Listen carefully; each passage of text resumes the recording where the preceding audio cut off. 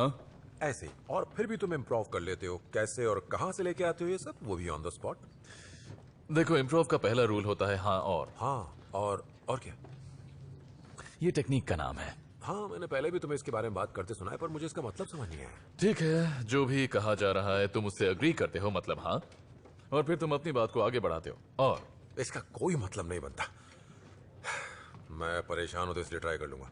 हाँ और कल रात को मेरी कैथलीन से बात हुई थी। उसने फाइनली किताब खत्म कर ली थी। मैं सुबह उससे मिलने वाला था वो मैन्यूस्क्रिप्ट लेने के लिए। क्या आप मैन्यूस्क्रिप्ट्स लेने खुद ही आते हैं? सिर्फ कैथलीन की।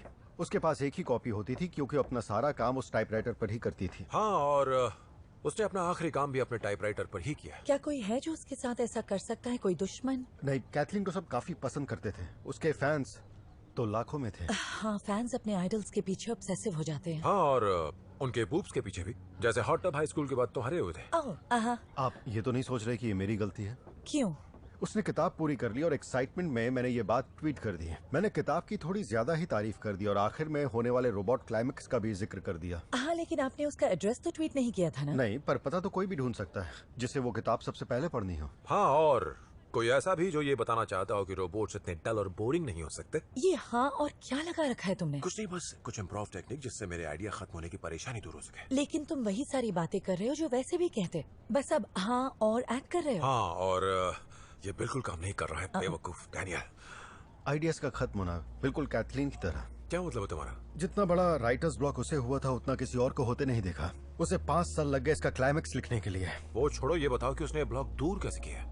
उसने कहा था जब मैं पढ़ूंगा तो समझ जाऊंगा, और ये भी कि किताब के अंत। मैक्स कंफ्यूजन से भरा हुआ था। अगर जेसिका उससे प्यार करती थी तो उसने ट्राइस्टन को किस क्यों किया, और वो भी अपनी फ्लाइंग कार की बैक सीट में? आखिर क्यों?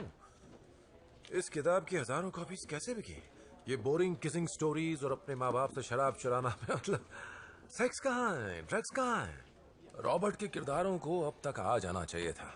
क्या तुम्हारी हाई स्कूल की लाइफ भी इतनी ही बोरिंग थी? मुझे हाई स्कूल जाने का ज्यादा मौका ही नहीं मिला। तुमने स्कूल बंक किया, तब तो और अच्छी लगने लगी हो। नहीं, चाइल्ड एक्टर्स के पास स्कूल जाने का वक्त ही नहीं होता, या तो ऑडिशन या फिर शूटिंग, इसलिए ट्यूटर साथ होते हैं। वाकई लाइफ में बहुत कुछ मिस किया। वैसे तुम इसे पढ़ क्यों रहे हो? मुझे नहीं लगता इससे कातिल का पता चलेगा। बदले हैं। और उसे इनमें फ्यूचरिस्टिक साईफाई वाली चीजें डालनी पड़ गई। मेरी बात मानो, ये काम आसान नहीं है। मैं खुद एक किताब लिख रही हूँ जिसमें एक फॉरेंसिक साइंटिस्ट भूतों से बात करता है, और फिर तुम क्या करती हो जब तुम्हारे आइडियाज खत्म हो जाते हैं? ओ, मेरे आइडियाज खत्म नहीं होते, मेरे पास बहुत सारे हैं। मेरी प्रॉब्लम है कि मैं कौन सा चुनूं। ठीक है, अब ज्यादा मत उड़ो। Thank you. तो इस राइटर ने इन सब लोगों